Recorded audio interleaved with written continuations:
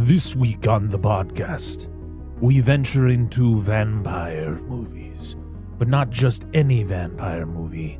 This is a vampire movie that changed the course of black film history and horror history, as we look at 1972's Blacula.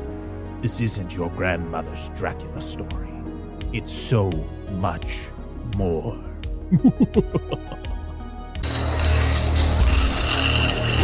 Flip the switches to maximum amplification as Parker, Dan, and Angela prepare for their operation. With trivia and plot points scrawled across their walls, laughter and debate erupts as the movie's drama calls. The world may call them crazy, minds gone astray, but genius and passion and madness all dance the same way. Now the show begins to rise from its broadcast realm, and you can open your eyes as we dissect that film.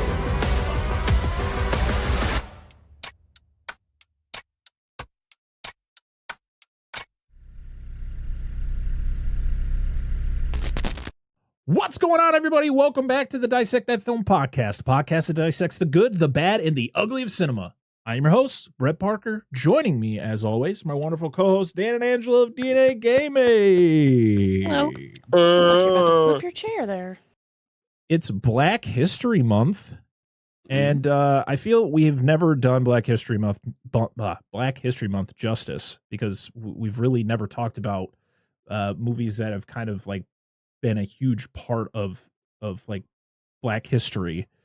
We've done Blade, which is I think iconic for Black history because of it being a Black superhero, and you know it shaped kind of how the Black superhero can kind of integrate into kind of the broader world of superhero movies. But we really have never gotten into like Blaxploitation, which is like the movies from the 60s and 70s, even into the 80s, that really like the gritty, action movies and just like crime movies, and pretty much what encompasses Blaxploitation.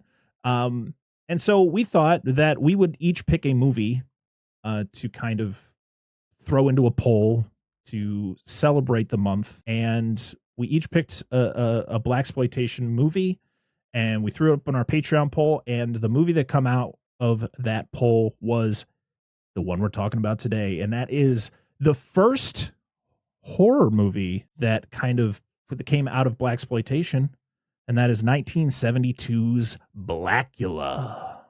You shall pay, Black Prince. I curse you with my name. You shall be Blacula. Blacula, the Black Avenger, rising from his tomb to fill the night with horror. Blacula, Dracula's soul brother, deadlier even than he. You know, he is a strange dude.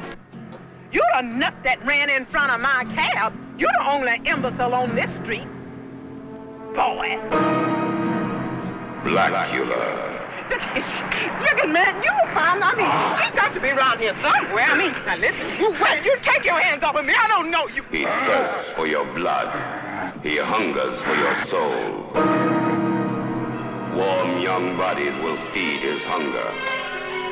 Hot, fresh blood will quench his awful thirst. Make it a Bloody Mary. Are you, into the occult? No! How about the, heavy stuff? What do you think of vampires? Vampires? I think they're possibly the most fascinating of all. More horrifying than Dracula. The Black Avenger, Blacula, from American International Pictures. Do we know what the vote ratio was like? Was it like one-sided this movie? It was, this one won by I think 2 or 3 votes. I think the next one was Black Dynamite. Okay. No, I was just curious. I didn't know if it was like one of those things, and I'm not judging the people that voted. I don't know those things like when I think of blaxploitation, like Blacula is like one of the biggest ones I always think of first. Yeah. I wonder if people are like, I'm familiar with that. That's what I'm going to go with. It's fine. I just didn't know if that may have been like if skewed. Just don't ask me why I picked it, because I Googled it. It's fine.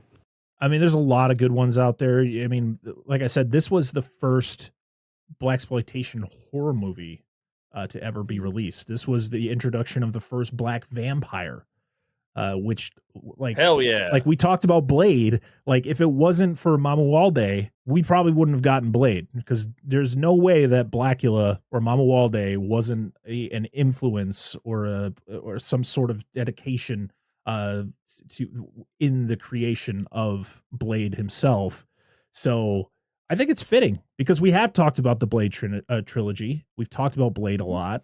And so why not talk about the OG, and that is Blacula. So yeah. Blacula was directed by William Craine.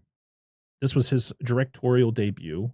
He would later go on to direct another blaxploitation horror film in Dr. Black, Mr. Hyde. Oh, yes. And there was actually supposed to be That a sounds great. Blackenstein as well that was supposed to come out after this, and it never came to be. So Really? yeah, they Okay. were really trying to hit hard on the on kind of taking the iconic like Universal horror characters and kind of, you know, transforming them into the blaxploitation kind of genre.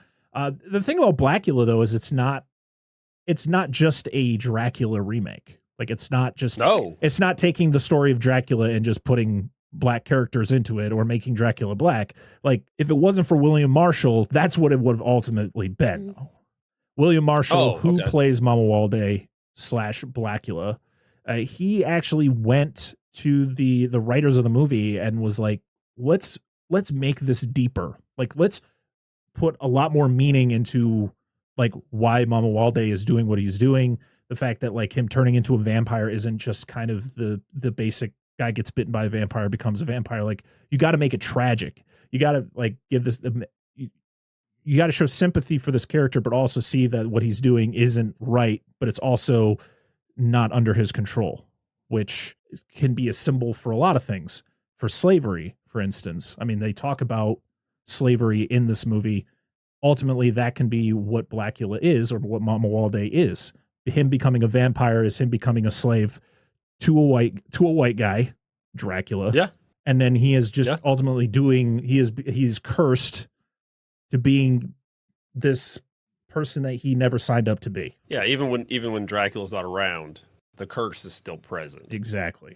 So it's So it was one of those things that the only thing I had heard of this movie, and I had actually heard of the sequel more than this one, because our friends over at Movie Dumpster, they covered Scream Blacula Scream, which was the sequel that came out a year after this, which I would love to cover as well, because William Marshall comes back to play Manawurm, and I'd love to see how, based on how this movie ended, I would love to see how it kind of comes back and what kind of story we get in that second one. But yeah, if it wasn't for William Marshall, we would have gotten a kind of a generic vampire movie with black characters, and it just wouldn't have been as interesting.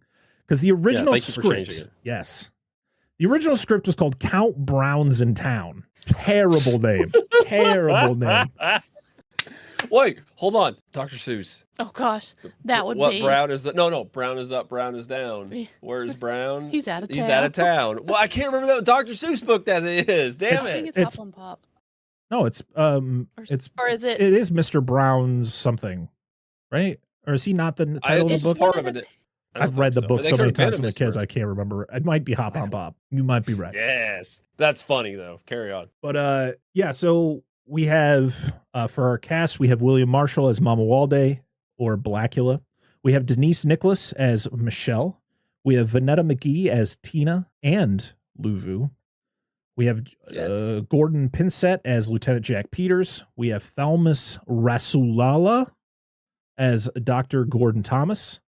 We have Emily Yancey as Nancy, and Charles Macaulay as Dracula. Macaulay.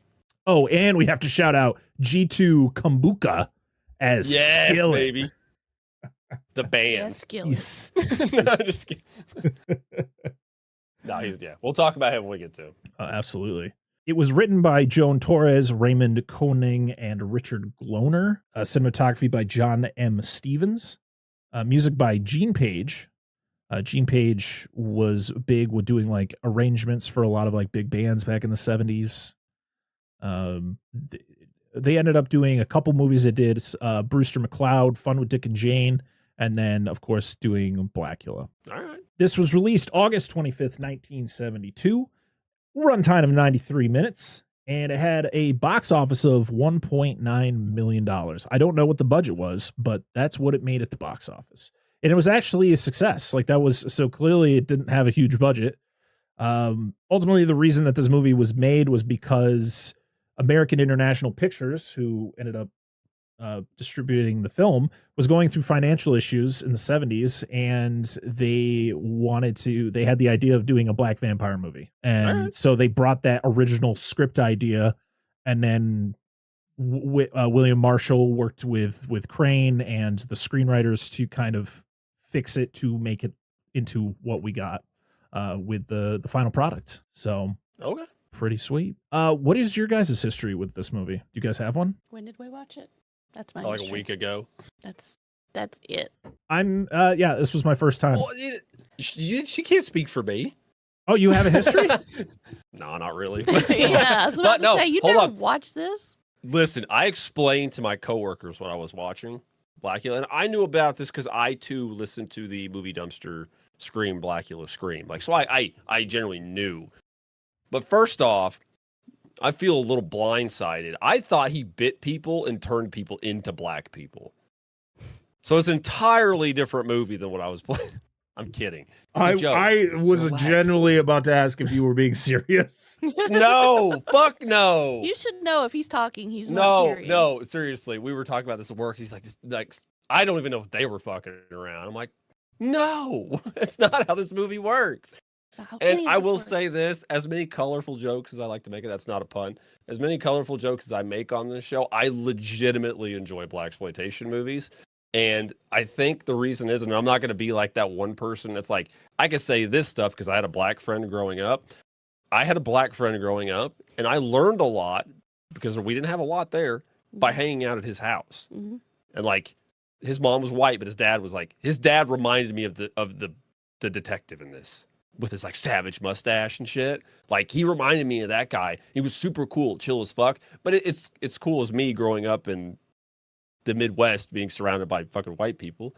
But you get a different cultural take, and it was cool hanging out there, like by what they watched and stuff like that. And they were cool people. I liked him. So, but that's a brief history of this. But that's why it's always interested me. Like, because of them, I watched like the Friday movies and stuff like that. Like, I never would have watched that shit without it. Oh yeah, which are great, by the way. Friday movies are fucking hilarious. I mean, anyway, it's always interesting to watch, like black-centered movies. Yeah. And you could tell when it's written by a black writer or it's written by a white writer. So I grew up watching Bad Boys. Like, I love Bad Boys. I still love Bad Boys.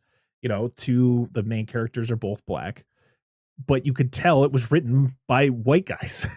And so it was like seeing a movie like Blacula, which was like written and directed by, you know, black artists. Like, that's like, you can feel it.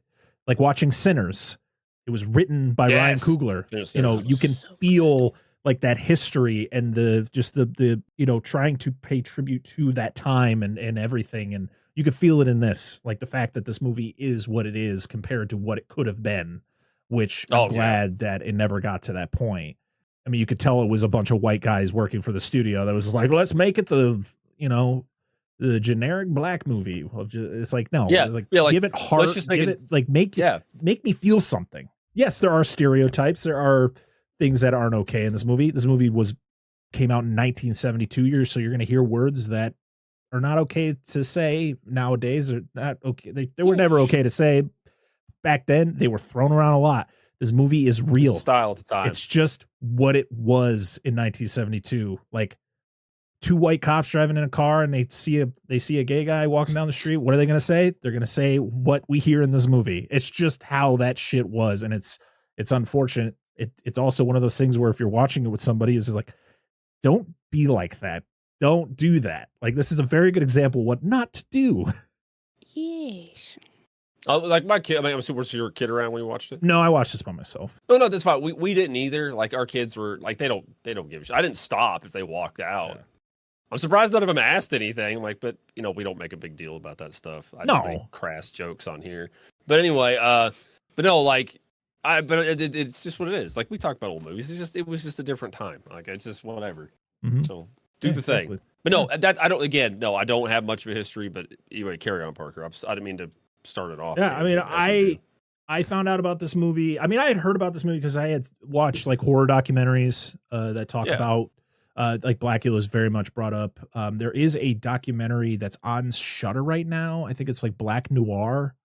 It's like that. Literally, it's a documentary of just like the full on history of black horror. And that's cool. It's really so like Blacula, of course, is going to show up being as it was a cornerstone to that certain genre, right?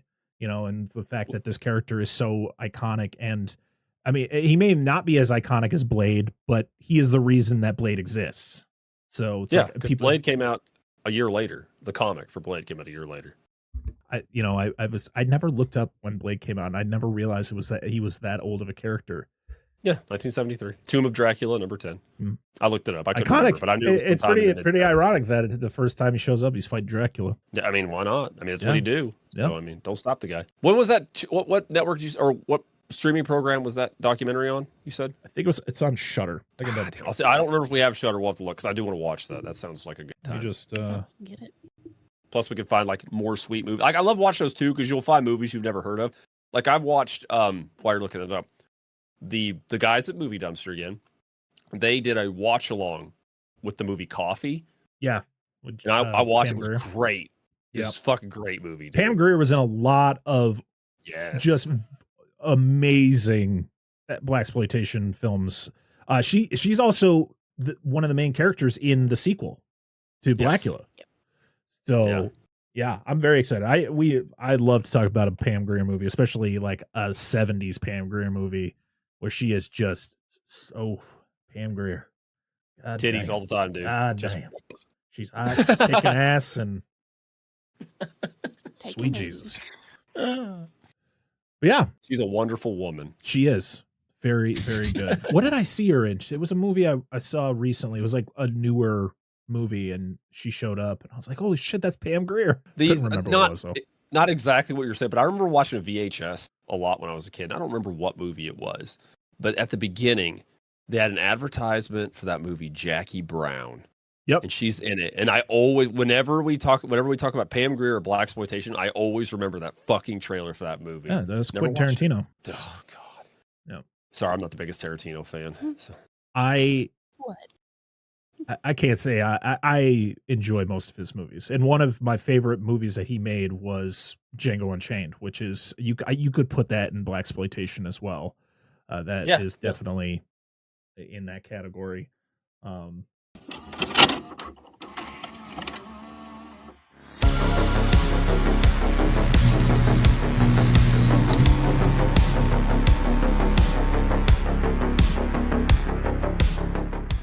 Hey horror friends, welcome to Tomb of Terrors.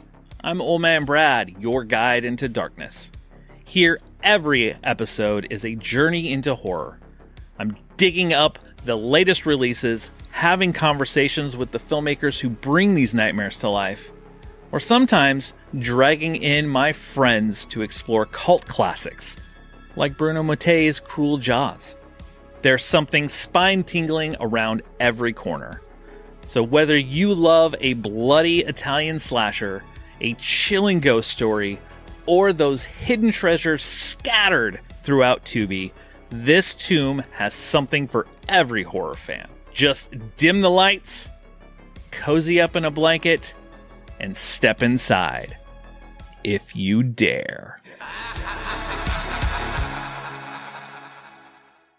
Yeah, I think that's about it for some of the behind the scenes stuff. I think it's time we talk about the plot of Blacula. What do you say? Yep. Oh, yeah. We didn't do that last episode. It was the first time in a while we didn't do this.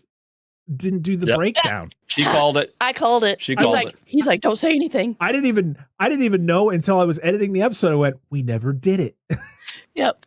And then she said, I'm just like, keep it going. You guys are the Keep it going, co-hosts. keep it going. You're supposed to help me. You know, when I me. realized it was like halfway through when I realized it. Oh, okay. Yeah, we're not going to restart it after.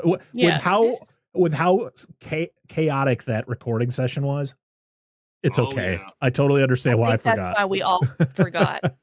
Yeah. Well, we're not going to forget tonight because it's time to dissect that. Boom! It is 1780 in Transylvania, and we're at Castle Dracula. What a horrible night to have a curse. Yeah, and a prince and his princess and his queen, because they're married, are looking to make arrangements with the count himself. We have Manawurm and Luvu, or is it Luva? I think it's Luva. It's Luva. I swear, every time she said Mama Walde, I thought she was calling him Mama. Manawurm. Yep. Yeah. It's Mama. Luva. I put Luvu on accident. Yeah, and so they're pretty much meeting with Count Dracula to talk about like him stopping the slave trade. Like, and he's just like, why would I do that? Like, it's beneficial to me and it's beneficial to a lot of people. So why would we stop it? And he's just like, because it's wrong, because it's fucked up. And like, these are my people that it's affecting the most. And he's just like, well, I mean, I could just, like take your wife like right in front of you and there's really nothing you could do about it. And he's just like, what the fuck is wrong with you, bro? Yep, pretty much. That's literally what happens. Yeah. He's like, I'll buy her from you. Dude, he's like, Dracula sucks, period. Like, he's just he's an evil character, right? Like, even before he becomes, like, depending on the story you get, he is based on the real Vlad Tepesh, is that? Tepesh. Yep. Who was a real person who fucking killed a lot of people. Impaled them. Yep. And then Bram Stoker kind of took that story and then created the story of Dracula. Yes. And so, yeah, Dracula's never really been a good person. So him being like this is like, that kind of makes sense that this guy would suck. I mean, the dude's going to enslave. I mean, obviously he enslaved everybody, but like, you're not surprised. He's like, no, I'm not going to stop this shit. I've also been alive for a long fucking time. Yeah.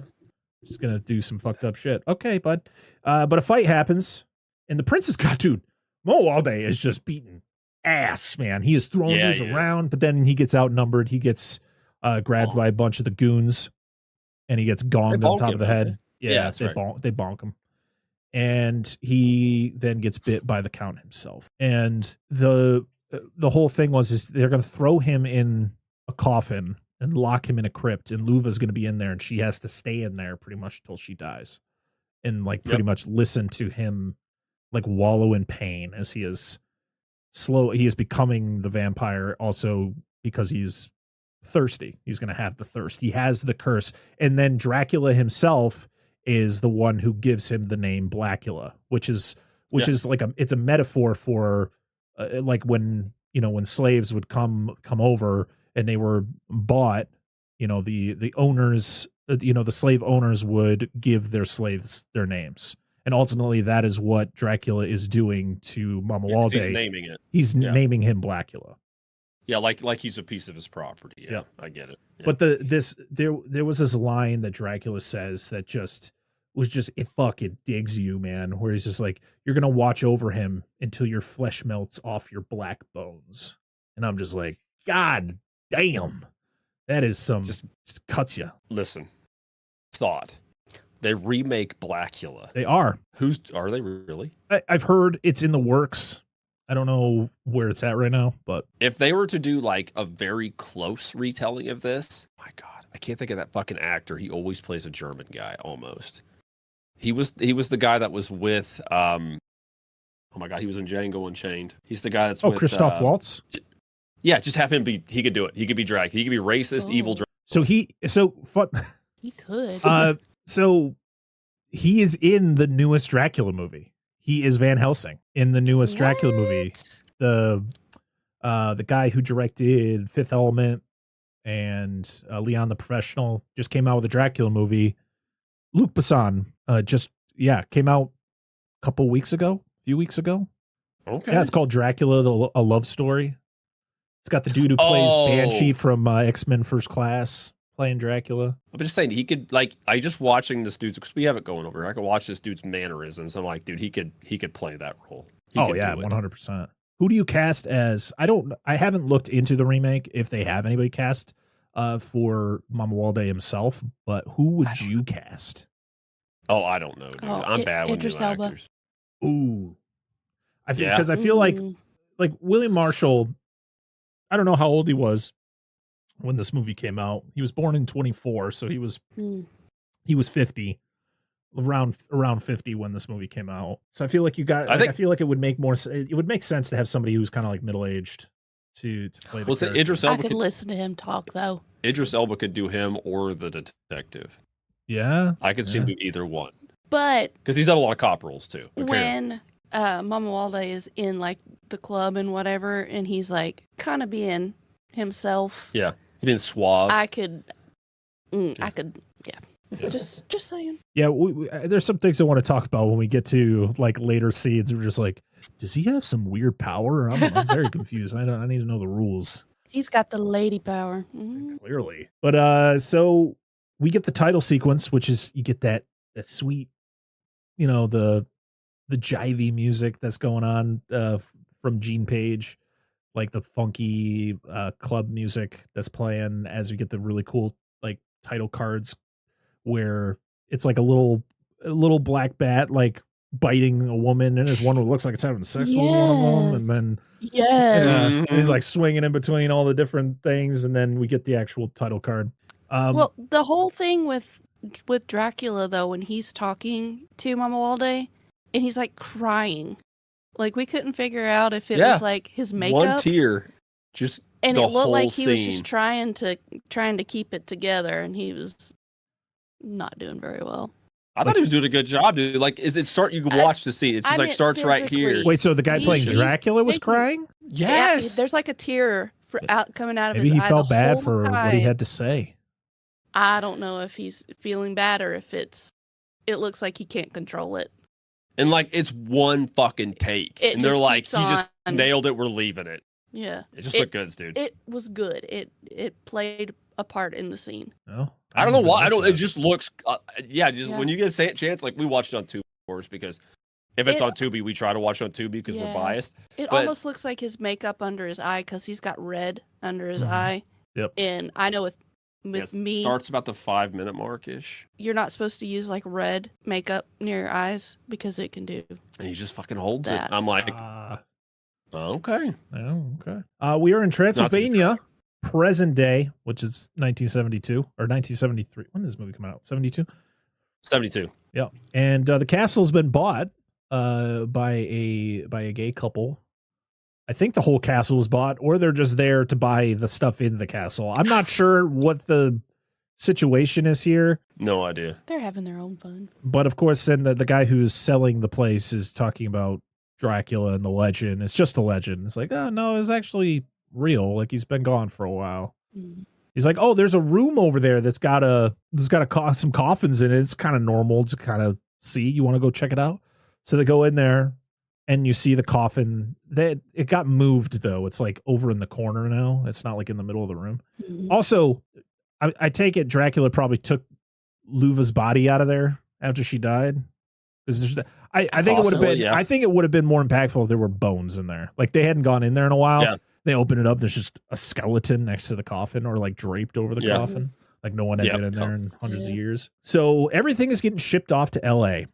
And the movie was primarily filmed in LA or surrounding areas. So it feels very... I had to double check where it takes place, so it makes sense. Yeah. I mean, the great thing about movies like this is a lot of these movies were filmed on location. So it feels real. It feels like genuinely like when things are happening, you feel like you're in a real place and not on a set. So the guys are checking out all the things that they had, and then they got the coffin, and one of the guys goes over and he is hitting the lock with the lightest hits you've ever seen in your life. He has just given him the lightest tap in the world, and somehow the lock breaks. And but before he can open it, his buddy is, what is he checking out? What is the other guy checking out where he ends up getting cut? I don't know what he's checking out. I know he's looking at those lamps or something. Yeah, because they got one of the kerosene lamps. Did he cut himself on the lamp, or was he cutting, like, he cuts himself like pretty bad? He's freaking out. Yeah, I'm trying to watch. We're trying to watch the scene right now. I don't remember. Yeah, I don't remember because it's the black guy that's. He's trying to open a crate. He's opening a wooden crate. He's trying to open the crate with the crowbar.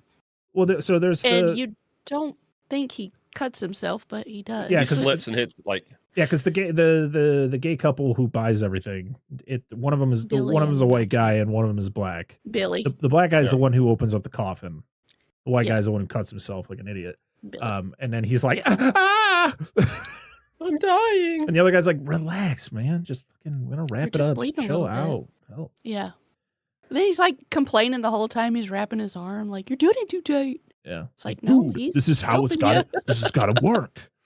Yeah. Stop. I know. He's like, I'm dizzy. Like, quit being a bitch, dude. He's barely lost any blood. Go get some water, man. Chill out. But while all that is happening, Mama Walde rises from his coffin for the first time. And I love when he's in vampire form. He has like the sideburns. He just looks like menacing. The teeth are showing, and he goes up and he attacks them. He attacks the one guy first, the one who got cut. Billy. Yep. He bites. I only know his name. Well, it was Billy and Bobby, maybe. Yeah. And he bites Billy first, and he bites him in the arm where the cut is, and he attacks him. And then I don't know what Bobby's doing, but he is making the worst attempt to try to escape because he literally backs up into like a row of cardboard boxes. He's just like, no. Yeah. And it's like, bro, what are we doing? Just run. Pork chops going on. Yeah, he does. What's happening? But he ends up getting sweets. He ends up getting bit. But I think he passes out before Mama Walde bites him, because he literally, like, as he's about to do it, the dude just goes, yeah, because he gets thrown into the wall. Oh, okay. Into the cardboard wall. Yeah, I think he actually gets thrown into one of the walls itself, maybe with boxes. I don't know. There's a lot going on in that scene. So it is now Bobby's funeral, and it's just the funeral director there, and then there's a detective and two women that show up, which at first I just thought they were like related to him. I didn't know who these people were. I thought it was this dude and his two girlfriends. Like, what's going on here? But then you find out he's a doctor and they're both his assistants. Oh, okay. Hey, he must need too. I guess so. But the cops asking questions about the situation, like how Bobby died. I love that Mama Walde is just kind of in the back, just in between the curtains, just like, yeah. He's like, "Ooh, hey, what's going on?" Hello. Here? He's gonna wake up some point. Yeah. Yep. Yeah. But he's like, all a matter of time. He questions the funeral director. He's just like, hey, so like what about the other guy? And he's like, I don't look at the other guy. The other guy was white. I only checked him. It's like the white, coroner. He'll probably be able to tell you what happened with him. But ultimately, Bobby's been drained of all of his blood, and it's just like the situation is very weird. Something that the guy's never seen before. And so the cop's very suspicious. Well, he's not really a cop. What is he? He's just a doctor, right? Like he works for the police station. He's like, he works in forensics, I guess, which in the 70s isn't a whole lot. No. Because there was very limited technology back then. So a lot of questions. Yeah. So, but while they're there checking out Bobby, Mawalde, when he's peeking out, he sees Tina, who looks just like his beloved, which the reason is because it's played by the same actress. Yes. Pavetta McGee plays both Tina and Luva.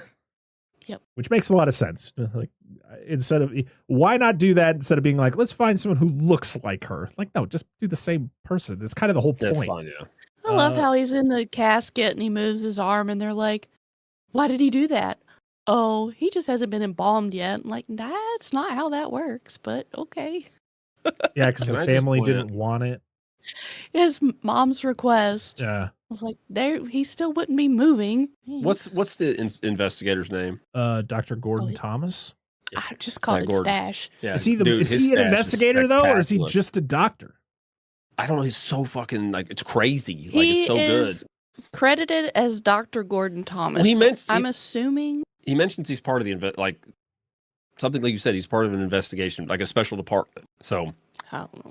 I'm pretty sure he may have his doctorate. He's a pathologist for the LAPD. Okay, so there you go. So he would have a doctorate of some sort. Yeah, but he's got a lot of questions about what happened. So Tina's walking home, and someone is clearly following her, and this is me just being the nitpicky person when I'm watching certain scenes, but she is walking down the street, and every time it would cut to a different camera angle of her. She's one shot she has her hood up, one shot she has her hood down, one shot she has her hood up. It just keeps on there was no consistency in that, and they were just like, nah, we can't shoot it again. Got to keep going. And I'm sitting there like, I just didn't know what's going on here. Why she had a hood in the first place. Like, okay. But of course, Mama Walde, he's been asleep for a long time, so he's very unfamiliar with this world. But she runs into him, and he just first thing, not, oh, my apologies, for running into you. All he goes, Luva, is that you? And I'm just like, well, no wonder she got freaked out. She turns around, starts running away. He chases after her, which doesn't make it any better. And the chase music is fantastic. The soundtrack to this just so fitting. They literally have to make it it's very just it's just jamming as she's running away from him through a tunnel. And he somehow knows where he's going to a degree, even though she's pretty far ahead of him. And then he gets hit by a taxi. Yeah. And the taxi driver comes out. She's like, what the hell, man? Yeah. You can't just be running out in the middle of the road. And he gets pissed. He's like, you made me lose her. And then he's like, well, you'll do. And he just, bites her. And I was like, I really wanted more of this character. Because this character seemed pretty fucking cool. It was kind of a bummer that she immediately gets bitten. Yeah. Because the way that she talks to him and the way that her character is written, you're just like, man, I really hope she's she joins the main characters and all that. Nope. She lays on a bed for the rest of the movie, except for when she wakes up again. She gets better. Sure. Tina gets home, and then Mama Wally is like, well, I don't know where she went, so I'm just gonna go back to my coffin, go to bed. Yep. Deuces. Yep. I've been sleeping for hundreds of years, but man, am I. Yeah. Well, I mean, you can't be out in the daytime, so that's the only way I feel like. Yes. I know. Imagine being in there though, it's daytime, just as a vampire, you're like, I'm not tired. I got just gonna lay here in the dark all. Yeah. Just got an iPad on the inside of his No, because this is 1972. Tablet. You can't even have that. I know. Yeah. I know. Just lays there and counts all the squares on his. Somebody just give me a flashlight so I can read a book or something. Yeah. So what if they have instinctually when they get shut in the box, it just turns them off. Rest mode. They count sheep. Bats. Fuzzy yes, bats. they would have to count bats. And they screech every time they fly by. One blue bat. Yes. Sorry, carry on. So Dr. Thomas, he checks out the body of the cabbie, and you notice that her skin is super dry. You could tell on her arms and her hands, her skin is it's supposed to, I feel, look like that she has been drained of her blood. And does he notice the bite marks when he initially looks at her? I think he does because he checks because he remembers the other guy, the dude at the very beginning got bit, and I think pretty sure he checks on her and notices it, and that's when he starts maybe putting two and two together, something weird's going on here. I'm not gonna say vampire, but it seems pretty suspicious. Yeah, he does notice it on her neck. Yeah. But it's not like you're jumping to vampire. It's just not a common still thing. Trying to figure out why. I just want to know why she's not wearing any. She's wearing clothes, but then when she gets up, she's not wearing clothes, or she's wearing different clothes. Oh, the cab driver. The cab driver. She has a whole different outfit going on. Maybe she got dressed before she started to rage. She's like, she got up and got dressed. Reverses it and puts it on. Like, I need to be decent before I rage and kill people. Oh, we also can't flash anybody. No, can't have that. I gotta be decent, yeah. This is listen, they're vampires. They're not like savages. I was gonna say this was PG, so you can't have that. But also, even in 1972, there was nudity in PG movies. Yes, there was. But we also meet Sam, the hook-handed assistant that works at the police station, and he's just take my hook hand, take my strong hand, which is not what he says in the movie, I guess. No, small hand. Small hand. Yes, take my small hand. Hey, he knows what it is. Scoop. Yeah. Need some mashed potatoes. Chris Elliott is so funny. Dude, I saw a fucking post on social media the other day, and I showed it to wife and one of my coworkers, and they immediately got it. We need to watch those movies, at least the first two. Oh, the scary movies. I don't want to watch any. Yeah, I don't watch any of them after that. So many done. Yeah, they're coming out with a new one. Oh, yes. God. Oh, I know. Felissa Rose is in it. So yeah, just kidding. Go ahead. So Sam, the hooked-handed assistant, he just seems angry about everything. He does. He just don't want to be there. And also, brother, do you live there? Like, do you live? Probably. Like, you're always there. Like, do you need to always be there? You're not. You're dealing with dead bodies. Just put them in the fridge. Go home. Like, he has a cot in the corner. Yeah. He's like, I don't know what you want me to do. I have a hook hand. Like, there's a lot of things you could do. It's okay. You'll be all right. So Dr. Thomas, he's trying to figure out like the reports on the first two victims to see if it matches up with the cabbie, but they of course lost the reports because of course they did, because it was a gay couple, and then the LAPD is like, don't care, don't need that. Yep. Just literally why that happens. And one of the things was, do you think it's the Black Panthers? And there's like, why? Like, oh, well, they've been known to do things like that. Like, no, they haven't. No. What are we talking about? Like, it seems very out of character. Because who was it? It was it the cop, the Lieutenant Peters? Was that the one who says that? Yeah. And Dr. Thomas is like, what? I think it was just because I know Black Panthers were a big deal at the time. Well, yeah. Like, very big deal at the time. And, like, I think it's just one of those, like, let's just pin it on the thing we know is the biggest issue right now. What's the problem right now? Yeah. Yeah, exactly. That's it. We'll just keep them the problem. Yep. So they're going to go do an autopsy on Bobby to kind of figure out, if these two victims are kind of related, if they've had the same marks, the blood draining, all of that. And I, of course, I didn't know the relationships of everybody at the time. Yeah. So I didn't know that Tina and Michelle were sisters. I thought they were just roommates who worked together, but they were sisters. I just thought they were friends. I didn't know they were sisters till the end of the movie. Yeah. Fair.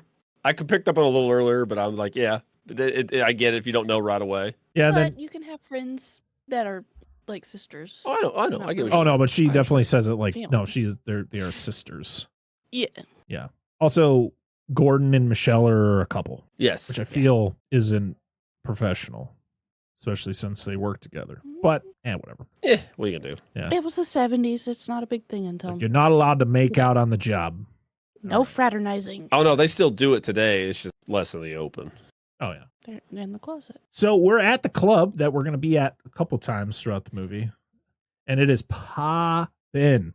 We have the Hughes Corporation performing. Yep. Which, for anyone who doesn't know Hughes Corporation, they're the ones who sing the song "Rock the Boat." Rock the boat, don't rock the boat, baby. Don't rock the boat, baby. Rock the boat, don't tip the boat over. I didn't know that was the same group. We just learned that tonight. I didn't know until I was reading the facts on. I was like, "Oh shit, no way!" That's when I pulled it up. I was like, "Wait a minute." The song though that they're singing is pretty catchy. I couldn't sing it back to you right now. I hadn't seen the movie in like a week, so she is they're fucking into it. Oh yeah, they are into it, man. This is a place I would hang out at, like 100%. Sign me up, dude. Like, you remember that bar we went to in Lincoln a long time ago. It was it was almost like an old 50s or 60s bar. It was downstairs. Oh, yeah, like a speakeasy type. It was like a this is what this reminds me. We went to a bar like this so like much 20 years ago, a little less than 20 years ago in Lincoln. Yeah. And it's like you go downstairs and then you go through like these rooms that nobody really uses, and then you end up in the bar. It was one of those. It was cool. Like when I think back on it, it feels like maybe this is just me. When I think back on that situation, it feels fake. Like I know I went, but it felt like it was a movie. That makes sense. And it was all their drinks were perfect too. Like everything I ordered was like, I don't remember. Like I vaguely remember. Like I didn't great. drink at the time, so I don't really drink anything. Angela, I think, got something to drink. I did. I got a couple. But like it just felt like this. It's just that weird fakeness to it. I guess I don't know. It felt like a movie. Anyway, carry on. But I love the music. I said it, Angela. We were watching this. I was like, dude, I approve of this over like 90% of the shit in movies that we watch. So, 100%. I was really grooving to this. I was having a good time. I really love when people renovate old speakeasies, like the actual speakeasies that they had back during Prohibition, and they turn it back into a bar again. I love, like, I would love to hang out in a place that literally was a place where people hung out when drinking was illegal. We have one of those here. Well, which makes sense. Just a restaurant. When we first started going there, it was when we first moved up here. You actually had to ring the doorbell to get in. Like you couldn't just walk in. That's so cool. And now you can just walk in. Well, but it still has that. Yeah, it still has at least last time I was there, they had the old box, the intercom box to let you in and stuff like that. Yeah. It's really It's like you cool. literally open the front door into a small room with lights, and that's it. And there's the door and an intercom box. Yep. It's pretty sweet. But see, now there's one in Gatlinburg that is called Alibi, and it's a speakeasy type. You have to go through a restaurant to get to it. Like you have to walk through. But it's just how they have it set up. It's really cool. Because I watched like this. I've watched a lot of shows about like abandoned America. It's called Abandoned America, where they literally go through like abandoned buildings that were, that have history, and a lot of them are like, old speakeasies that when Prohibition ended, they were able to take those speakeasies and were able to put them up into a regular bar. It's like, why though? You just gotta I would just love just leave it, yeah. Or have two bars. Like you can have an upstairs, downstairs. Like you want to have that feeling like you're at a speakeasy again. I would love to have that experience. Oh, so good. Love that shit so much. Where the hell am I? Oh, so we're at the bar singing and dancing. Yep. So Mama Walde shows up to bring Tina her purse that he picks up during the chase earlier in the movie. And it's one of those things where he like calls over a waitress, tells her, the waitress goes over to Tina, and then Tina comes over, notices it's the same guy, and she's like super cool with him, and like he's like, oh yeah, very casually, like, here's your purse back, and she's like, oh, come sit with me and my friends, like yeah. I mean, I guess it's one of those things where you try to be friendly with people who try to become, try to make friends or whatever, but no, like, nah, I'm not going to just immediately invite you to come sit with my friends just because you brought my purse back. But, I mean, this is how it all starts, because he sits down and then pretty much just starts spewing his history, like about how his wife died, and, he's trying not to tell them everything. He's not going to tell them, hey, and I'm also a vampire, by the way. Yeah. The person you're looking for is me. No. Yep. Yes. Shh. And Dr. Gordon gets a phone call at the bar to tell him that Bobby's body is gone. Yep. Like the back of the day when you had to find people by calling establishments. Yeah. Over here. Okay, just text. You got to put the phone down so you don't hang up on it. Just pick it up. Yep. Hello? Yeah, I want to know what bar they filmed this in. I don't know. No, you don't have to look it up. That's They just have the red like carpet on. Yeah, the big ass mirror behind the bar. Like, I would love to find this place. Like, it'd be like an abandoned thing if it's even still there. How are you going to look yourself in self-reflection as you're staring at yourself with a drink in your hand? It's like, what has my life come to? Pretty much. Yep. Look at yourself now, motherfucker. It's like that bar we went to for our anniversary that one year, the season 101. Had the big bar with the mirror in the back, and I couldn't stand looking at myself. Where was that? In Pigeon Forge. Was that really nice eatery? Mm-hmm. That I dressed up really nice, and I felt out of place. They served like it was like a 5 or 6 course meal or whatever. Was that the one? Yeah, it was. Everything was so small. Yeah, it was really good food, I but felt it was very weird. out of place. I was like, don't you just get appetizers and like a burger and fries? Like, no, they're like, here's this. It was good. I was like, it's so just good though. Because we were clean. Oh, so it was a hotel we were cleaning at, a nice hotel in old downtown Sevierville, and they had remodeled it. It was really nice, and then they had that eatery, which was again like way higher than any shit that I would eat. Dress to go in here because that's what I felt like I needed to wear. Pretty much. And yeah, that was I remember dresses. That carry on. But yeah, so we meet Skillet. He shows up. Yeah. He's just like, "What's up, everybody?" He's like, "Who's your friend? What's up, man?" And like just makes himself, starts hitting on the waitress. And the waitress is like, "Never happening, buddy." Yep. We've talked about this before. Yeah. He's like that guy that's just like everybody's friend. Or he's the really annoying guy.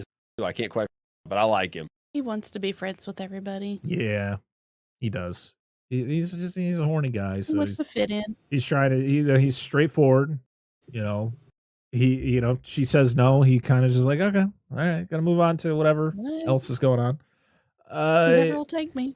So the waitress starts taking pictures, and that kind of like freaks Mo all day out. He's like not into it. I gotta leave. Yeah, he's like a gremlin, or he's like a mogwai. He's like and yeah, and he just leaves, and she's like, "Oh hey, I'm gonna go develop these right now." Like in the middle of your is your shift over with? Like what? She's like, "Yeah, I got a room back home. I'm just gonna go develop the pictures." Okay, see ya. She lives next door. I guess she literally lives next door. She had to have walked. Well, she goes home and she starts developing the pictures, and guess what? Mama Walday doesn't show up in the pictures. Yeah, there is something suspicious. Weird. But you hear the door creak open, and you know that he's there. And it's one of those things where it fakes you out at one point because she opens up the curtain, she looks around the house, there's nothing there, but then she goes back in, then she peeks back out, and he's right there. He just lunges on her, like glides in. Yeah, he just attacks her, and the thing is, it's like you expect it to just kind of be over, and it would just go to the next scene. Like, oh no, like have you seen what was her name? Nancy.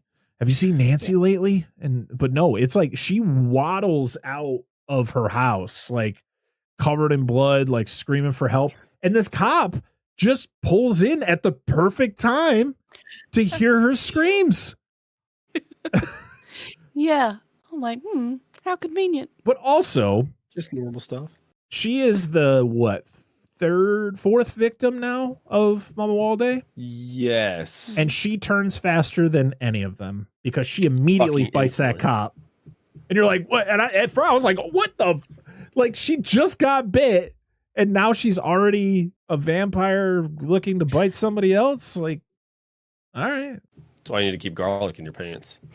Yeah, that's just should be a normal thing. You just gotta keep that garlic. Dude, this is topical. Listen, I'm glad you got it because I showed wife earlier. Literally came across my Twitter feed, and it's like, why do you have garlic in your pants?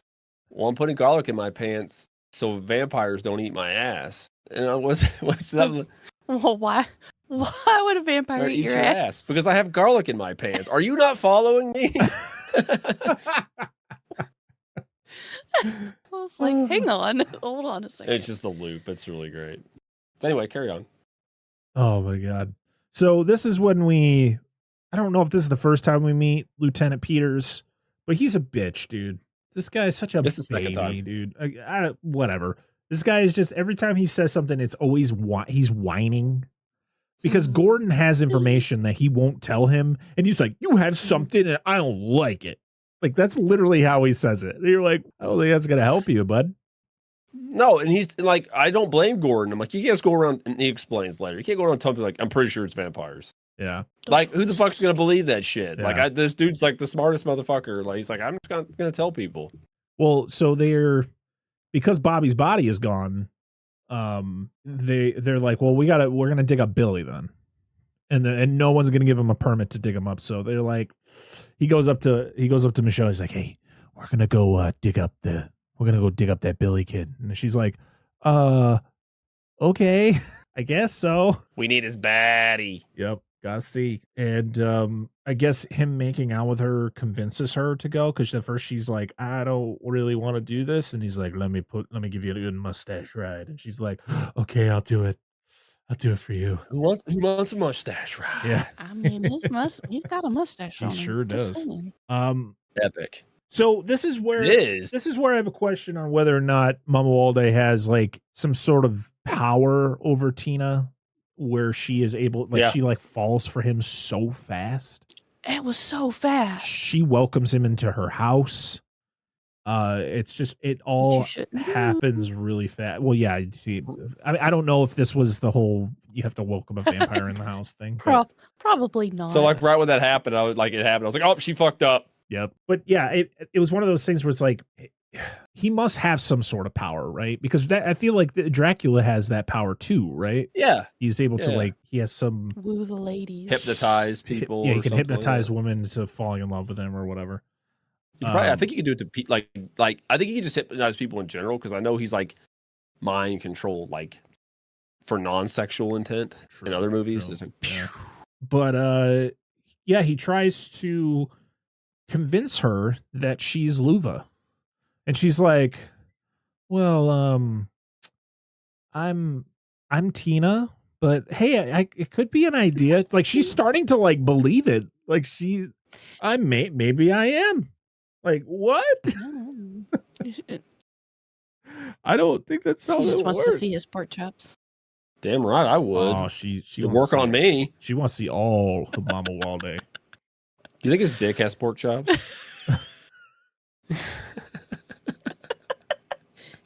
Extra, not saying it's a bad thing. I I'm don't just know asking. what we're talking about with pork chops. I don't know if we're talking. Oh, The it's chops. the Oh, the sideburns. chops. Oh, the Come down, mutton call them chops. chops. Okay, Yeah. all right. Yeah, mutton chops. Pork chops. whatever. Pork chops for me are like thighs.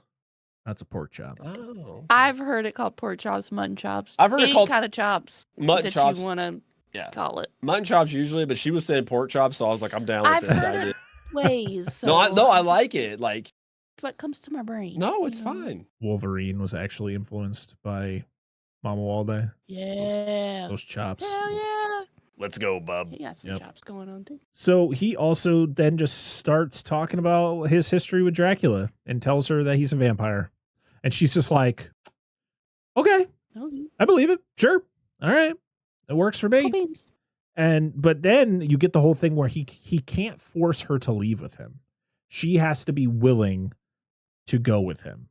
And she's just At like, least he's cool about it. well, I mean, that's kind of his whole thing is he's a vampire. So like he's killing people to quench Because of his the curse. thirst. Yeah. And the curse is kind of making him do it. And I also think it's also so that people can't find out about him. I think that's why he kills Nancy, because she takes his picture and she discovers that he's not in the pictures. And so he's like, oh, I'm going to get rid of her. But, Yeah. He's not he's like an anti-hero. Like he's Yeah. also like he's the bad guy, quote unquote, but he's also he's killing people that don't deserve to die, but it's not of his own accord, right? He's not doing it because he wants to do it. He does it because he needs to do it because he's cursed. he needs a Honda Accord. Yes. Yep. So he gets it. Yeah. Were Honda Accords a thing in 1972? I don't know. It was sometime in the No. 70s. No, I'm not. I don't know because I'm not a Honda guy. Car guy. Well, I was a car once. I'm sorry. Honda Accord. I'm sorry. Every time somebody says of their own accord, I always think of Elden Ring when you meet the girl. I can't think of her name. She's like, I'd like to offer you an accord, Oh. and like just run wild. with And then that. you hit okay, Honda and then she just like wheels out an actual Honda Accord. It's like a 2002 or something. I got Yes, this for yes. you. I will say this.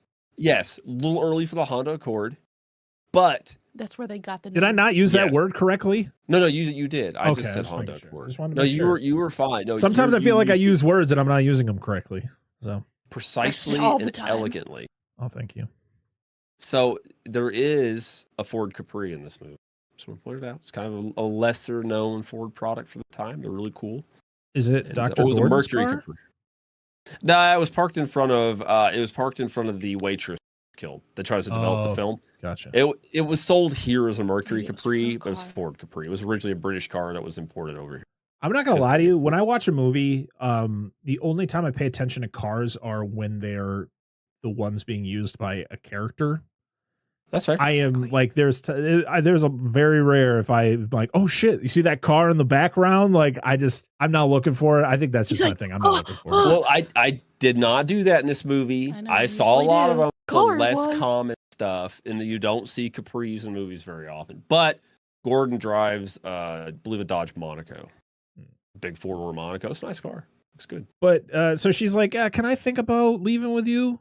And he's like, yeah, I mean, I can't take you unless you're willing to come. And she's like, well, you can stay here if you want. You can make me come. I mean, pretty she's much. trying to Ultimately, undress that's what him. happens. I mean, she's like, you could stay here, and he's like, all right. Yeah, she's trying to undress him before anything happens. Like, well, So we're at the cemetery digging up Billy's body, and this woman has got a flashlight in her hand. It's not even fucking on, but somehow there's light being shined into.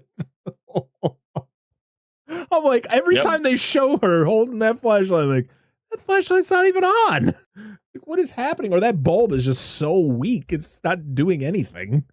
it's about to go out. But he digs Billy's body, and when he opens up the casket, Billy is like, "Hey, what's up?" And just comes out, and he looks like a Dawn of the Dead zombie. He's green. He does.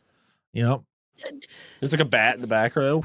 Yep. Besides, kidding. beside Dracula in the when they first get Mama Walde, there's a green lady with like Yes. really long fangs. We didn't talk Yeah. about the just random like women vampires that show up before Mama Walde gets bit in the beginning, where they're just like, yeah, one of them has got like the worst costume ever. It's like this long, like She looks an like alligator or something. looked like she ripped some weeds out of the backyard and just made them into a wig, and she's got like these really long fangs, and she's green. You're like, Yep. She's just sit. the other women are like somewhat attractive, and you're just like, what the fuck happened to what? Then we got Swamp Lady, what Swamp We need Thing's one more sister over here.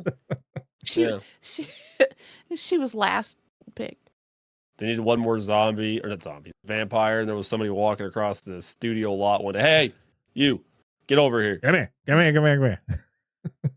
2 cups of coffee and a pack of cigarettes, and you do this part. You can look like shit, but we need one more vampire. Okay, sounds good. Thanks. Stand there, look pretty. But yeah, Billy gets staked in the heart, and Dr. Gordon, he's comforting Michelle, but he's very calm about the situation that just happened. He was trying to get in her pants. Dude, he almost fucking like hit her with the damn shovel when he was. I was Yeah. watching this when he went for Billy when he swing. It was fucking close to hitting her. But he was wanting in her pants. He was rubbing on her. Yeah, he he was was- about trying to rub her boobs. was he about to? Dude. Was he about to like bang her in the hole with the dead dude I think laying that's right what next he to him? Like, wanted. this is weird, man. This is not a turn on. That's his kink. Maybe it's what he's into. I don't know. So we are checking in on Sam, the hooked armed assistant, and the cabbie, and he's out there answering the phone, and she wakes up, and Sam didn't lock the door to the fridge, so she Listen comes very out. well. Yeah, Well, which they is pull her literally. out first. But he's supposed to put her back in and lock Yeah, he the was door. Yeah, supposed no, to- he's Oh, that's Yeah. right, because she was just kind of laying in the middle of the room when she wakes up. no, because he was supposed to take her out, thaw her, but lock the room that she's in. He's supposed to put her back in No, where it's No, locked. you're wasn't- right. no, Yeah, Dan's right. He's supposed to lock Because the he says, actual "I want-" room because he knows that Yeah. she's going to come back. All that's there is curtains. I know, but there was supposed to be a room, all right? There was Supposed supposed to be a door door. that was locked. Yeah, right there. See the Oh, morgue door. We didn't have the He money is for the supposed to door, lock it. but you're not supposed to know that. Because he's Yeah. like he's trying to convince Peters. He I has think is his keys name. in his hand, but I don't think he really locks the door. He like locks and the phone rings. the phone rings Yep. as he's trying to lock the Yep. door. That's right. Yeah, he can't lock with his claw hand, which Yeah, is his he has- stronger hand. But she wakes up, she comes out, and this is pretty terrifying of her. You see her at the end Yeah. of the hall, and then her just sprint towards him and attack Yeah. him. But it, like you get like a still frame at the end when she attacks him. Like you don't actually see the whole thing. But right after this happens is when Gordon and Peter show up and notice that she's gone. Sam, did they find Sam's body? I don't think we ever know if they do. Blood splattered on the wall. No, I don't think we see Sam's body. But they know something bad happened. Yeah. We're back with Mama Walde and Tina, and they definitely did the deed. And he's like, all right, I got to pump and dump, so see you later. She's like, okay, bye. Stop. She also goes, I love you. And I went, you do? Like, you've known each other for a day. Fast. But also, I wonder if it's like magic. Was it even 24 hours? Yeah, I think he's like bringing back her, like, because she's like reincarnated. She's becoming Lula. Yeah, it's like bringing back her memories or something like that. But yeah, the whole time, like, he must have some sort of spell on her where she, like, there's no way. But also, I've seen many movies where somebody knows each other for like 3 hours and they're like, I love you. Like, no, you don't. Yeah, he knows how to talk to them ladies. You don't know what you're talking about. So Dr. Gordon, he kills the cabbie again with the sun. This is where we get to actually see a sun kill because he opens up the blinds and she's just like, ah! I don't remember. Does she burn? Or like, no, she just dies. It just kills them. They just keel over. Yep. Nothing. Excessive vitamin D production. Oh no. Death. I'm now normal color again. My body can't process this out. Oh man. So they got to find the vampire who is causing all of this in order to stop more people dying and more people coming back. So they're back at the club again. And Mama Walde gets questioned about vampires, and he's just like, well, it's kind of like a myth. It's not really real. Like he's trying to be real suave about the fact that he is actually a vampire, but he's being questioned about a vampire. Skillet just shows up again. As soon as he shows up, they leave. And he's just like, man, that dude's a weird dude. He's like, and he asks, like, where's what's her name? Because he asked about the waitress that's gone. Yeah. And he's like, yeah, I haven't seen her since she took those pictures. So it's like no one would think to go maybe check out her house, like check in on her. Not far away. Yeah, she lives next door clearly. And well, that's the thing is they don't know they haven't seen Nancy, so Dr. Gordon decides to go to Nancy's house, and this is when he discovers that Mama Walde is the vampire. Because because Mama Walde destroyed the picture, but not the negative. Yep. So he is able to see the fact that Mama Walde doesn't show up in the negative. So he must be the vampire. So we get a confrontation and a chase. Mama Walde ends up killing a cop. And he bonks his head, doesn't he? Like against the wall. Yeah, but they say he died. Yeah. Oh, I know. So the cops, they find Bobby walking the street, and then this is where they say, they say a word that I'm not going to repeat. They call him, a derogatory term, and they say, "Oh, they all look the same." No, they don't. Dude, hold on. So this line came up. We all make jokes about this. Some people are serious, but we make jokes about this. And this dude said this, and I just like leaned over and was like, that just seemed mean spirited.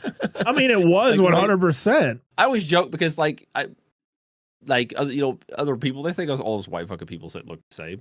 It's whatever. I don't take offense to it. I don't feel this way. I don't think he wasn't saying it as him being black. He was saying it as him being gay. Oh, I was talking about gay people. I thought you were talking about black people. No. Because he calls him, he calls him the F word. Oh, yeah. Not the F word we use a lot on this show. I missed the other F word. I thought he was just talking about, I must have missed that. No, because the cops are following Bobby because Bobby's walking down the street and they call him that name. And then they're like, it's like, are you sure it's him?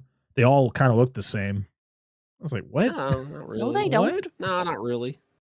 Does it look like the guy that you saw earlier in the casket? I mean, so they chase him down to the warehouse where his coffin has been the whole time, where he sleeps. And this is when all the vampires that all the people that he have turned, they all just come out of all the crevices of this warehouse and just start attacking. A lot of people die. People aren't doing very well. And a lot of fire stunts. The fire stunts in the scene are Yes. fucking awesome. Yeah. Okay, there's like 3 or 4 people who get set ablaze and walk around for a good Yes. 4 to 5 seconds. It's crazy. And Doc, my favorite, other than the fire stunts, my favorite part of this whole scene is Doc fucking swan diving into a chest stab on one of the vampires. Just over some boxes and just right in the chest. And you're like, this fucking guy is the best. He's the coolest. Dude, that mustache, that fucking build. He's like 6'5". This man is, and he's like this thin, just boop, but he's a beast. He's an But dude, like, actual you think animal. he's like he's like this times Van Helsing. Like he could just take his mustache off and just whip it at somebody. Well, I mean, ultimately, I feel kill a like vampire. that's who he's supposed to be. I He's believe supposed so, to be the modern Van Helsing. You know, he's the one who is going to stop Blacula from, you know, killing all these people. So they find Manawurm. This is when we see him turn into a bat for the first time. Yep. And all I can think of is Day of the Dead. As it just flies away. So their big plan is, oh, hey, we're going to take Tina and we're going to use her as bait. We're going to, you know, we're going to pretty much bait him into coming back, and, you know, he'll come back to her. So he calls for her, and then he turns into like a giant bat, like a massive bat. I was like, what the hell? Is it like, what is this? What is this power? Like, I understand vampires, they could turn into bats, but I didn't realize they could change sizes. I feel if you could change this, I feel if you could change the size of the bat, why can't you change the size of the human version of yourself? Yeah, like you figured that mean, you could be able. I don't know. I played Castlevania. Like Dracula turns into some shit. Yeah, just saying. Yeah. So this is when we're in like a homeless man. Oh, he broke the shovel. There it is. There was the dive. He beats the shit out of a homeless guy with a shovel and like jumps over and like kills him with a handle. Dude, him and his fucking shovels, dude. I mean, the homeless guy was a vampire, so he was just he was just doing what he had to do. Residentially That displaced. homeless guy was just minding his own business. What if he wasn't a vampire and was just in the wrong way at the wrong time? I'm just saying, hypothetically, it could happen. He was just staying there. That was the place he thought he was safe, and it turned out to be a vampire holding facility. It was dark, and his teeth were kind of fucked up anyway because he's poor dental care, and like, you know, he's slightly yellowish green because he's got jaundice. You know, his little jaundice.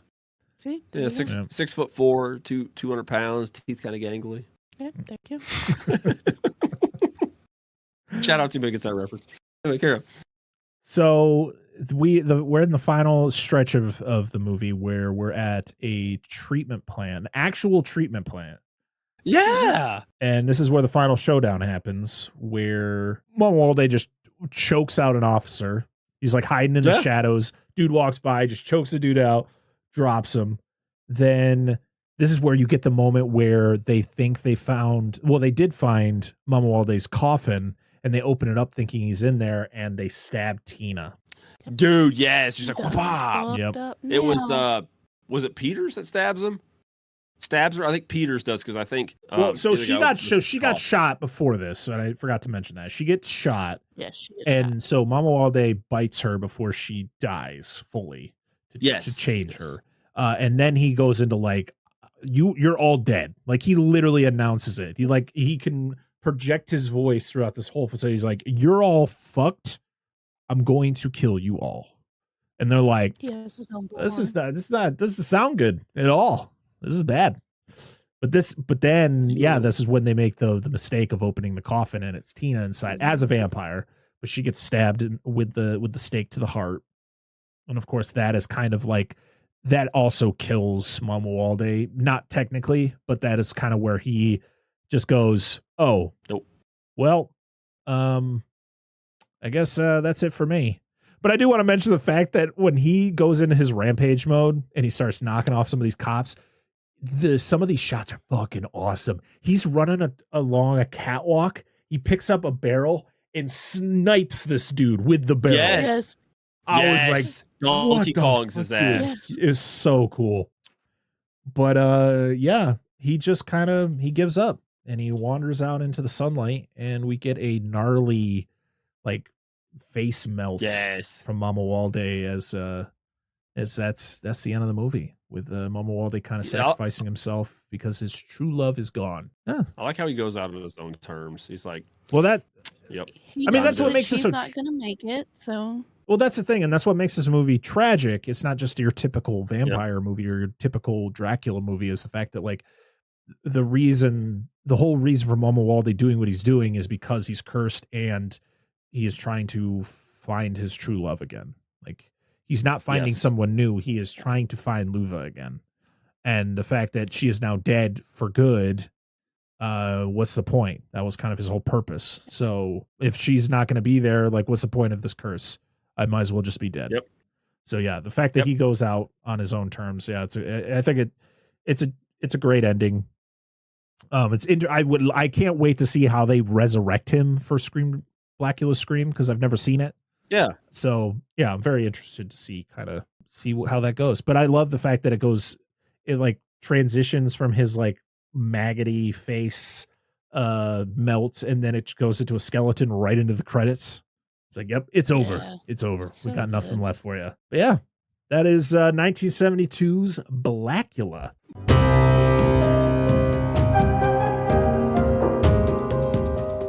Do you like horror movies? Do you like hanging out with your buddy? Do you like cracking jokes and having a good time? Do you just like fun? Well, consider checking out Spoils of Horror. We are an hour-long podcast that comes out every single week. We're not doing reviews. We're just going to hang out, talk about the movies we love with each other, and hopefully the ones you love too. Covering everything from the popular, the lost, the forgotten, and the bizarre. If you're looking for a good podcast and a good time, you're going to want to check us out. We're on all major podcasting platforms, and you can find us on Instagram and Twitter. Check it out. We'll see you there.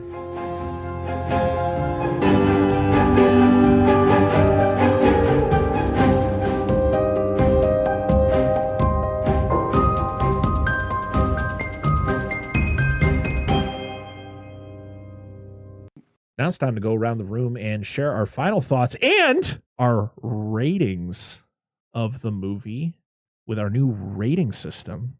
Are you looking at? Don't look at me like that, Dan. You know what I'm talking about. I forgot.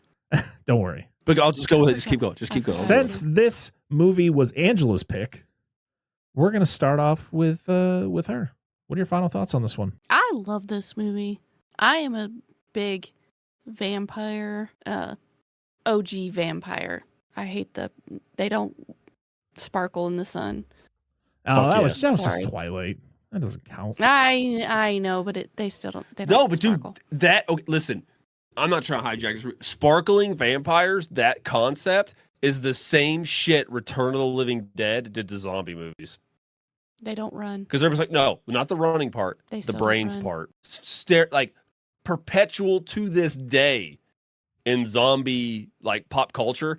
Everyone's like, they eat brains. Like, no, that was that one fucking movie that everybody remembers, and they think that's what they do. Just cannibals. No, that's not. They eat every part. But anyway, carry on. Not as bad as Sparkling Vampires, but it's the same kind Return of the Living Dead is amazing. Twilight. It is good. Well, yeah, I agree, but what I'm saying, it's like a Mandela effect kind of thing. Right. Carry on. Sorry, I didn't mean to hijack. It just hit me. I had to get it out. You're not wrong. I love every outfit that Luva Tina is in. Oh, They very did diverse. So great with her outfits from start to finish. There wasn't any outfit that she was in that I did not like. The first one, perfect. Go watch it, please. Yes. Please. So, out of our new rating scale, we have the Dissect That Film seal of approval.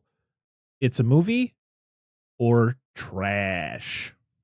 No, it's more than a seal of approval. All right. Just saying. Here we go. One seal of It's approval. All right. Dan. I'll give it.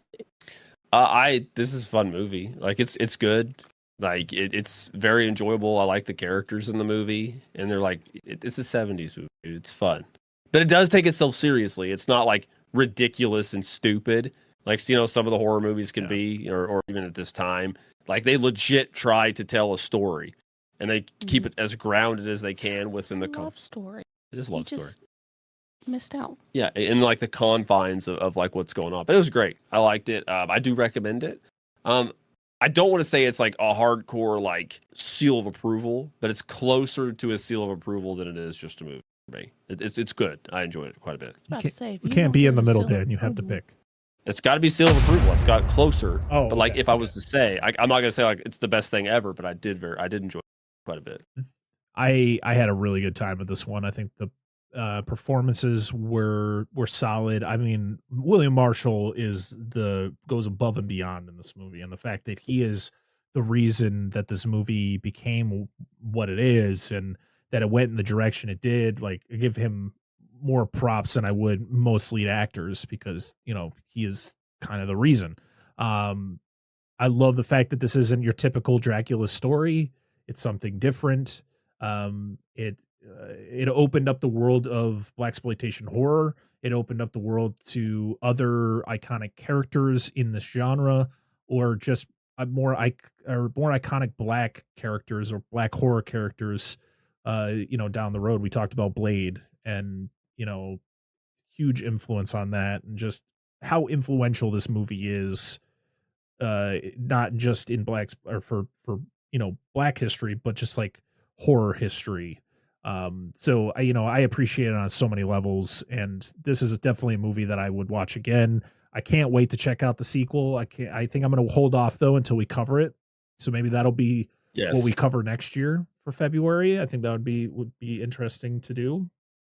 But this definitely gets a seal of approval. This is a great movie, and check it out. I think it's out of print, but there are double packs online that I've seen. You can get the Blu-ray of both Blacula movies. I don't know if it's inexpensive. I tried to buy one before we did this, but it was a little too late.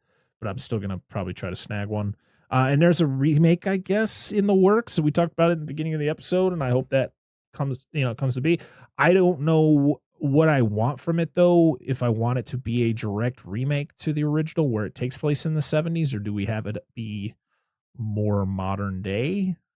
I don't know. I am very interested to see what that is going to be. And I really hope that, we get somebody, like a Nia DaCosta or a Jordan Peele or,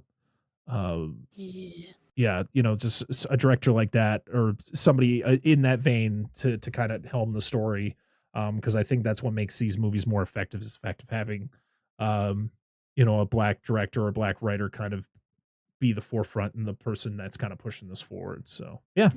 I did look it up. There is the Scream Factory or Shout Factory, whatever, Scream Factory. Double pack is out of print and very expensive for the Blu-ray. $95. There is another collection, but it is not in our region. So it's $18.99. Do not buy it unless you have a region-free Blu-ray player. Yep. It's like $18.92, and it's are PS5s region-free? That's what I was. No. Wait, well, we're in the same region as Japan. I cannot guarantee that. So we used to not, when we switched from DVDs to Blu-rays, we ended up in the same region. So PS3, 4, and 5, those will all play Japanese Blu-rays. But I can't speak for other countries, which are in different regions. Gotcha. So do your research. Yep. Now we're going to go over to social media and see what you all had to say. And we got a few responses on this one. We're going to go over to Instagram first, where our first one is from James, a Darkish Cinema Podcast. Says, I can't wait to hear you guys talk about this one. Spoilers of Horror also says, we love this movie. Great pick. Just showing the love for this movie. Big Bad Wolf A84 says, you don't know how excited I am to see you guys cover this. Don't let the movie title fool you. This is a legit good movie, and I will stand on that hill alone if I have to. Prince Mamuwalde is the most sympathetic vampire of them all. The hospital scene scared me more than the one in Exorcist 3. Blue-faced vampires everywhere. Ooh. I love this film. Well, I mean, you're not alone on that hill, because we all liked it. So there you go. I picked a good one. Yeah, like I said, that her coming out of that hospital room and running down that hallway is pretty terrifying, because her face is just like, yeah, sorry, Sam, you're fucked, bud. Yep, poor Sam. I'm surprised we didn't get Zombie Sam or Zombie of the other one. Or I mean, Zombie, ghoul, vampire. Yeah. Dewey Pop Monster says, I love this movie. I don't have an interesting perspective on it. I just find it to be an entertaining movie. Hey, Sometimes, hell yeah, sometimes that's all you need to say. You don't really need to. I don't think we need that's where I'm at. super deep, thought on the movie. Just something to get you through it. Just enjoy a film. There's nothing wrong with that. Got a couple over on Twitter. We have Movies for Real, who says, only experience I've had with this movie is Dead Meets Kill Count, which I've also watched, which was a good video, but other than that, I have not. But I can't wait to listen to the episode. Hey, definitely recommend checking it out. I know you probably already listened to the episode and we're recommending the movie, but what if they just skip to the end? Hey, maybe just skip to they want to hear their comments. Be like, hey, what did they say? All right. Yep. Lucha Steve or at Movie Buff 3000. You could check out. I did an episode with Lucha Steve. We talked about Monkey Bone from 2001 over on his channel. Is he actually a luchador?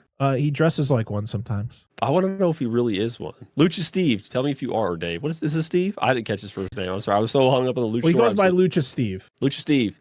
If you're actually, I don't care if you're not. I just want to know, are you actually a luchador? That's dope. Either way. He says, one time while I was at the dentist, I was asked if I saw any good movies lately. I excitedly told him about how I just watched Blacula. He then was taken aback by the title, and I stammered through my explanation of why it's a great movie and not as silly as it sounds. I don't think I convinced him. His loss, though, because Blacula is great. Yeah, yes. I agree. And I know this is down to probably advertisers or executive producers ever, but the name Blacula does not do this movie any favors. No. So I mean, he does. It's not the fact that it's not like he's not called that in the movie. It's not just a title to be like, oh yeah, it's a black Dracula. It's not. It's literally the name he's given by Dracula. So it makes sense to call this movie Blacula. I mean, it makes way more sense that the original title was, because that was terrible. Yeah, but. Yeah, it's kind of confusing sometimes. Let's see. Did we get anything else? We got one over on Blue Sky from the podcast That Wouldn't Die, who says, we talked about this one on our show too. Skillet is a legend. Yeah, he is. Mm-hmm. And then we're going to go over to the Discord and see what you all had to say over there. If I remember where the hell I put the thing. We got one from Spicy Dan who says, I hadn't watched this movie until a few years ago. Blacula is in my rotation of vampire movies and an instant classic. So nothing but positive comments when it comes to this movie, and it's well-deserved because this movie is very good and is worth a watch. Especially if you're a fan of blaxploitation, let's say you're fans of Sinners that just came out, it's a great, just overall movie, and it holds a lot of history. So if you're into all that, it's right up your alley. And William Marshall is the MVP of the movie. Well, that's it for Blacula. We hope you enjoyed our conversation on that movie. If you have any suggestions on movies you'd like us to cover for future Februaries for Black History Month, leave us the suggestions. I mean, to be honest, I think we're just going to cover Blacula Scream next year. I think that would just be perfect to go along with this. So, but hey, leave us your suggestions, and because it doesn't even have to be Black History Month, because guess what? That's all the time.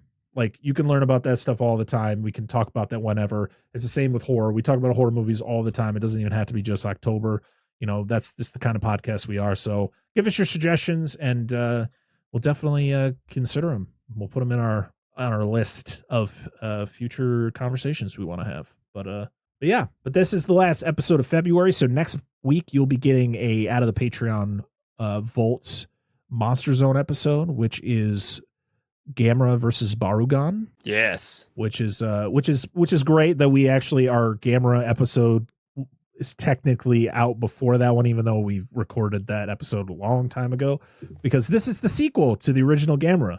So you guys will be able to kind of listen to those episodes back to back, which will be interesting, even though I hadn't watched the original Gamera before talking about Gamera versus Barugan. So it'll be a weird thing. You guys will get it. It's fine. It's fine. But yeah, we got Leprechaun in space. We have we're talking about a New Zealand horror film for our Monster Zone episode next month. We're talking about Black Sheep, which is exciting. And then I don't know what we're doing for the end of March, but it's going to be a movie of some sort. It's going to be something. It's true. It's going to be something. But yeah, that's all the things we got going on for the future. What do you got? You guys got any final thoughts before we get into the final rigmarole of the episode? Nope. All right. Well, you can find us at our linktree/Dissect That Film. We have a Patreon, patreon.com/Dissect That Film, where for a single $1 you can get early access to uncut episodes, where pretty much everything that happens in the episode you guys get on the Patreon, where you get it up to a week before the public episode goes live. We also have once a month watch-alongs. We also have polls that we put up there. Those are also for the free members as well, so you don't have to pay to be part of the polls. We do polls. We have, and then you can also get access to our Discord, which is another thing you don't have to pay for. You just have to join the Patreon at the free tier. Once a week, when I remember, I like to send out new links for the Discord so you guys can join in. Hopefully the Discord is going to be going on for a while. Hopefully Discord doesn't actually implode because there's new policies being dropped. It's stupid as hell, but our Discord is going to keep going until we can't keep going anymore. But that's what we got going on over on Patreon. With just that $1, you get a lot of cool stuff. But if you can't do that, make sure to go to your favorite podcast app, rate us 5 stars, leave us a review, because we love reading your reviews, but we also love those 5-star reviews, because the more reviews we get, the more our show gets pushed out to more people. We get more some newer people coming in listening to the show.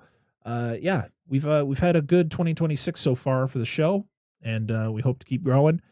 If you want to watch the video version of the podcast, or the vodcast, I should say, you can go to our YouTube channel, youtube.com/Dissect That Film, where all that's free. Just subscribe, like the video, leave us a comment. We like checking out your comments over on YouTube.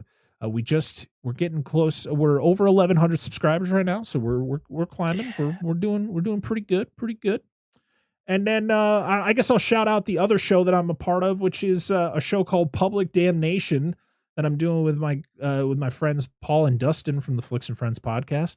It's on their Patreon, so you can go over to Flicks and Friends and drop a couple dollars over on their Patreon and check out the other show that I'm a part of, where we talk about public domain horror movies like Winnie the Pooh, Blood and Honey 2, and other really fun public domain horror movies.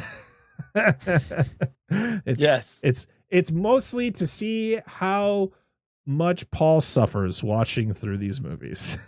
Oh, I bet a lot. Poor guy. Poor Paul. Oh, but yeah, I think that's about it. I think the last thing we got to do is thank the patrons. I want to thank Dustin Elkins, Rudy5453, Bucket of Chum, the Shark Movie Podcast, Corey Morissette, Daniel Collins, Jordan Champion, Lo Wang, Doom Generation, Angela, Dissect That Dan, the Baron's Hideout Podcast, Eric Stein, Robert Stewart, Jason, Anna Presley, Lone Wolf, and Derek Folder. Thank you so much for supporting us over on Patreon, and thank you to everybody else for supporting us, period, because without you, the show probably would have stopped a long time ago. But guess what, guys? We are 228 episodes into this baby, and we're not stopping. So until the next time, I'm Brett Parker. That is Dan Angel of DNA Gaming. We are Dissect That Film, and this has been the Dissect That Film Podcast. Again, episode 228. See you all again on the next one. Bye-bye. Bye.